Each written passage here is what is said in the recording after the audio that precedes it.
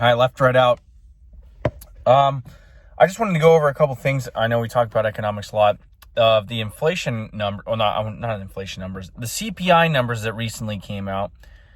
And I've been meaning to do a video on this, kind of explaining it more, but we're just going to do like an ad hoc one right now because a lot of people are still under the assumption, since Biden and all them came out and said 0% inflation month over month.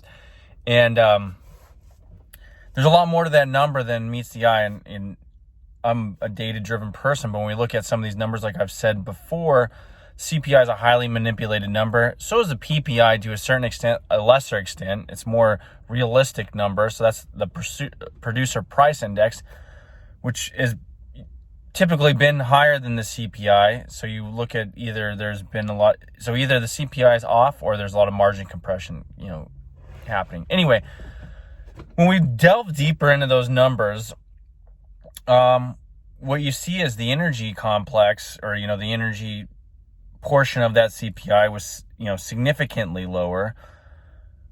And a few other little things about it. I mean, what I was really paying attention is the things that people really care about. So when we look at certain things, there's a reason why it was zero and not negative.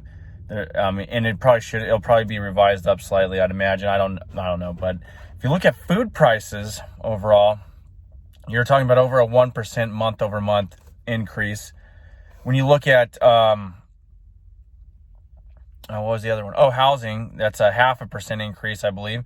And that's a fake number. That's usually severely depressed because it's, mainly the owner's equivalent rate, which is a fictitious number that nobody really pays, or hardly anybody. If it is, it's just out of coincidence, because it's basically a survey of landowners or property owners and what they would think they can get for rent. Now, I've contended that number is going to keep going higher because as people's perception of whatnot goes up. But you can also finagle that number around, but even that's up.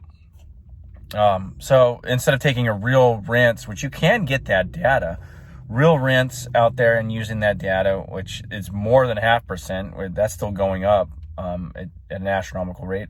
But food, they say 1.1% month over month. And I believe it was, if you look at specific food items, I always bring up eggs. I've talked about eggs a lot. Eggs have gone up over the last couple of years. I'm looking at it 16 something because I get the 60 pack, like a bulk, because I used to eat a lot of eggs.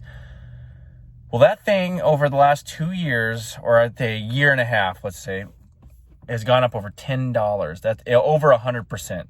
I know they say year over year eggs prices have gone up 30%, I believe. But what I'm looking at, so I used to be able to get a 60 pack of eggs. That's the bulk one. You go to Costco or a Sam's Club, or even a Walmart, they have them. But I take the Walmart price. Costco is a little bit cheaper in places, but since I don't have a Costco within 60 miles where I'm at right now, I go to Walmart, and you get them for about $6.70 to $6.90. It was under $7. Now you go there and it's 16 something, and it's been sustained over that now for a couple months, or since the last time I talked about it. I said it was like 15, and we're talking about how it's rising, and well, they pushed it up to 16 something, and it's still there. Milk has gone up a significant amount comparatively. We're talking at least I'd say 10% year over year. That's just anecdotal stuff. Now, if you look at the numbers, like let's take potatoes, look at the potato. Here's another interesting thing. If you're still listening to this, you start taking not only that, but you look at some of the farmers that are coming out and saying, hey, look at this. Look at the Idaho potato farmers. They're having not a good year.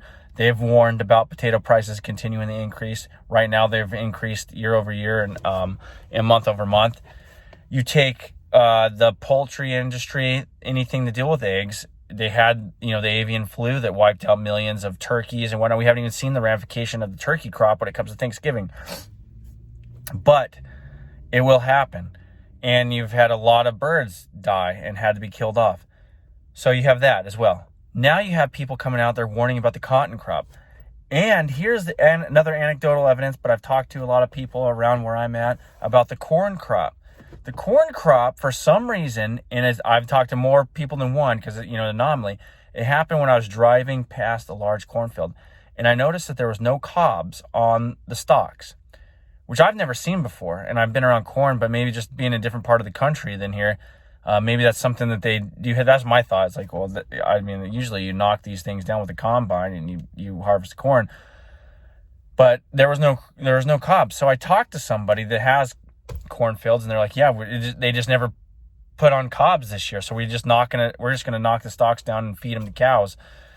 So and then I noticed somebody that's actually selling corn. Their truck, which would be usually typically full of ears of corn, had like maybe just enough to cover the back of the truck, which is highly unusual. So the corn crop, I think, in my opinion, is going to be down this year as well. So we look at food shortages, which we've had earlier, but now we're going to have food supply shortages just in general, even in harvest time. So things don't look good. I'll just put it that way. And the market, for some reason, has been it's a Fed pricing mechanism at this point. It is purely just basing its reactions on what they think the Fed's going to do. And in a mass formation of, or I don't want to say mass psychosis, but it pretty much is. It's like people start jumping on the bandwagons and they start going up. They think that the Fed's going to reverse trend. But they seem to ignore the bond market. Even with a manipulated bond market, you have this inversion there has been going on for God knows how long. A severe inversion from the 2 to the 10 to 5 to the 10 to the 2 to the 5s. I mean, you name it, besides going out to the 30 year. And you're getting to the point where the Fed funds rate is going to be, it's essentially flat with the 10 year. It's going to be essentially flat with the 2 unless it runs up. You have supply destruction. I call that with these crops, the way it's happening. There's supply destruction. There's demand destruction in the fuel area. People are having to take that money that they normally would use to travel, because there were still people traveling even with the high fuel prices. But now it's starting to really eat at them when you have also food prices going up. So this inflation number is it's not a banner of a win for Biden. They need to slow their roll on that and really analyze what's going on. And I know politically it's advantageous to take credit for that and to raise that banner, but we need to look at that a little more skeptically. I wish things were better.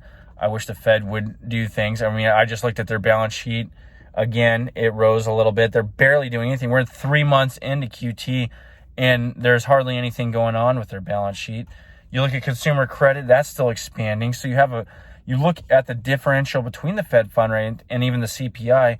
So we're still highly accommodative monetary policy. So I'm not totally, the market itself is right in the sense that that is still highly accommodative, that also the Fed will reverse.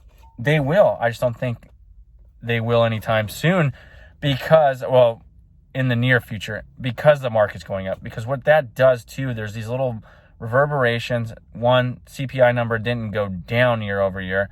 It did go down year over year, but it's still highly elevated, way above what their target range is.